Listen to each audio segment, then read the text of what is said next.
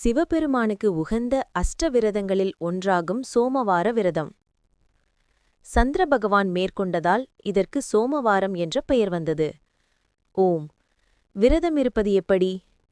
திங்கட்கிழமை அதிகாலையில் எழுந்து திருநீறு பூசி சிவபெருமானை மனதார வழிபடுங்கள். பால், பழம் அல்லது உப்பு இல்லாத உணவுடன் விரதமிருக்கலாம். முழு நாளும் ஓம் நம சிவாய என ஜபிக்கவும். மாலை நேரத்தில் கோவிலுக்குச் சென்று பால் அபிஷேகம் செய்து அர்ச்சனை செய்யுங்கள். பின்னர் நைவேத்தியம் செய்த பிரசாதம் எடுத்துக்கொண்டு விரதத்தை நிறைவு செய்யலாம். இவ்வாறு 16 திங்கட்கிழமைகள் தொடர்ச்சியாக விரதமிருப்பது மிக சிறந்தது.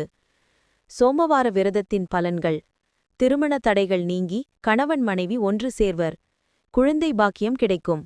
கடன் வறுமை நீங்கி செல்வம் பெருகிவிடும். உடல் ஆரோக்கியம், மனத்தெளிவு, காரிய வெற்றி கிடைக்கும்.